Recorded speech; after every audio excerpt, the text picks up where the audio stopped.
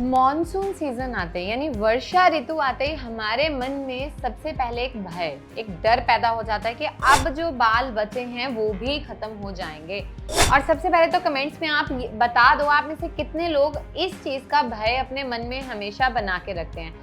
Hello everyone, welcome to उपासना की दुनिया। कैसे आप सब? उम्मीद करती हूँ सब बहुत अच्छे हैं, सबकी लाइफ बहुत अमेजिंग चल रही है। आप लोगों ने मुझे बहुत प्यार दिया है, पर अब वक्त आ गया है और ज्यादा प्यार देने का, तो प्लीज कमेंट्स में बहुत सारा प्यार देना। आप लोगों के साथ सफर बहुत लंबा हो चुका है, लेकिन अभी आगे तय करना बहुत बाकी है। तो वर्षा ऋतु में जो हेयर फॉल है, वात की रुक्षता है, यानी वात दोष की वृद्धि है। तो वात दोष की वृद्धि के लिए ऐसी क्या चीज बताई गई है जो हमारे बालों को बचा सकती है? सबसे पहले कुछ चीजें माइंड में क्लियर होना बहुत जरूरी है। वर्षा एक ऋतु है, ऋतु में हेयर फॉल बहुत कॉमन है, लेकिन अगर वो बहुत ही अधिक मात्रा में और पूरा साल रह रहा है, दैट मीन्स कि कोई स्पेसिफिक रीजन है जिसकी वजह से हेयर फॉल हो रहा है। तो सबसे पहले जिनको भी हेयर फॉल बहुत ज्यादा है, आप अपना vitamin D, B12, iron profile, ferritin जरूर चेक करवाएं।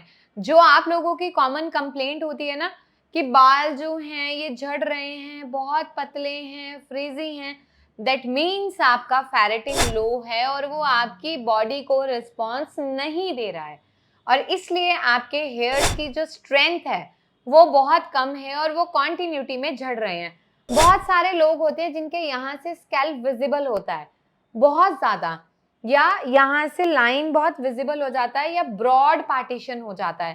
तो वहां हम क्या कर सकते हैं? तो आज मैं छोटी छोटी चीजें बताऊंगी जो आपकी अस्थि धातु की वृद्धि करेंगे, और अस्थि धातु की वृद्धि होगी तो ऑटोमेटिकली आपका हेयर फॉल रिड्यूस हो जाएगा और धीरे धीरे करके सेटल हो जाएगा।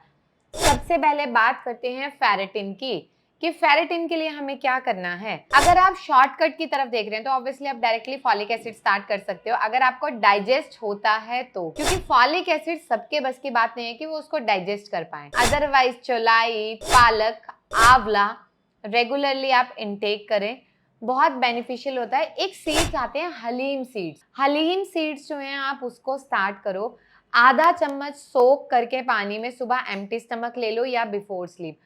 बहुत ज्यादा अच्छा काम करते हैं और आयरन रिच हैं, फॉलेट रिच हैं, जो आपके लिए बहुत ज्यादा बेनिफिशियल हैं और हेयर की ग्रोथ के लिए। अब ये देखो, एनीमिक भी नहीं रहने देंगे और बॉडी की एनर्जी को भी वापस लाएंगे। आयुर्वेद में अस्थि धातु का वर्णन किया, उसने बोला यार आपकी हड्डियां जो हैं उसका मल आपके केश और नख हैं, यानी आपके बाल और नाखून। तो अगर आपके नाखून भी बहुत वीक हैं, आपके हेयर वीक है, तो ये आपको बैलेंस करना पड़ेगा। अब वात की रुक्षता को खत्म करना है तो अभ्यंग, शिरो अभ्यंग यानी सिर का अभ्यंग करना सबसे महत्वपूर्ण उपाय बताया गया। अब आपको यहाँ पे क्या करना है, मैं आपको दो तरीके बताऊंगी, जो आपको कंफर्टेबल लगे आप उसे स्टार्ट करिए।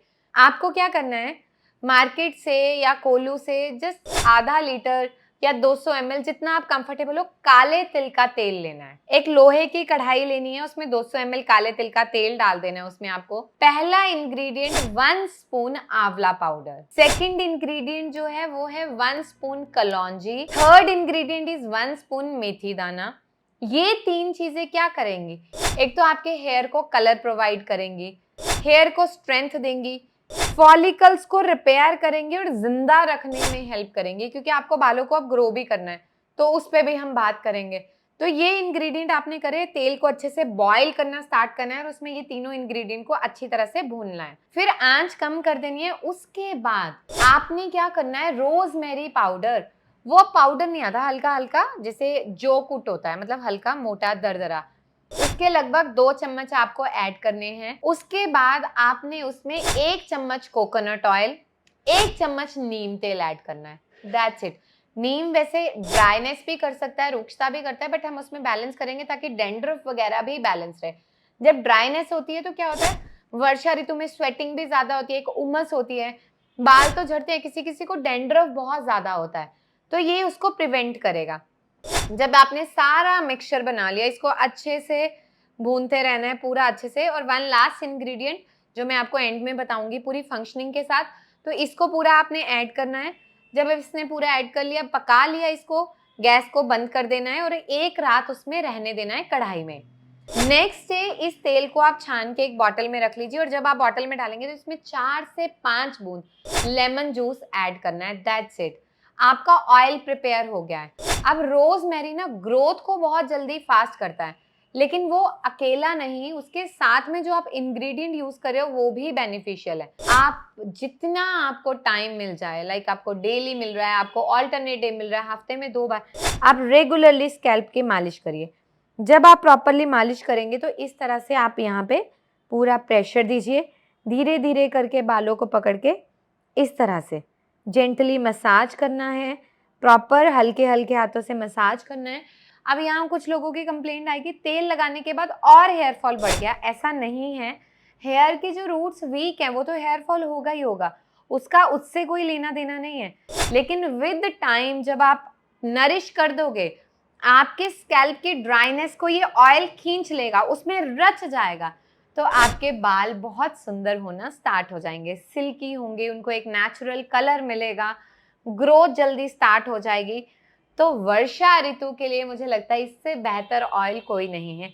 आजकल बहुत सारी ऐसी चीजें आ गई मार्केट में, ब्रांड्स आ गए, ये आ गया, वो आ गया, गमीज आ गई, पता ही नहीं क्या क्या आ रहा है। पर आप लोग एक चीज हमेशा ध्यान रखना, जो इंटरनल चीज काम कर सकती है वो एक्सटर्नली नहीं कर सकती, और जो एक्सटर्नल का फंक्शन है वो इंटरनल नहीं कर सकता।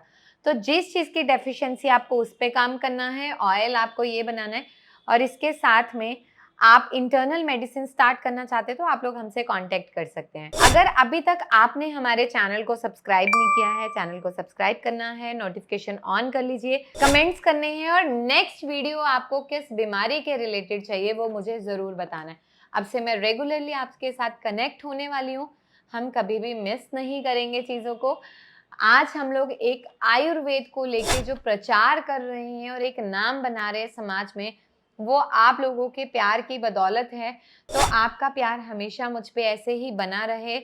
इसको आप रेगुलरली यूज करिए और उसके बाद आप रेगुलर शैम्पू से वॉश कर सकते हैं। बच्चों में आप इस्तेमाल कर सकते हैं, बड़ों में कर सकते हैं, बुजुर्गों में कर सकते हैं, पूरा साल भी आप इसे यूज कर सकते हैं, लेकिन वर्षा ऋतु में ये बहुत ही ज्यादा अच्छा काम करने वाला है।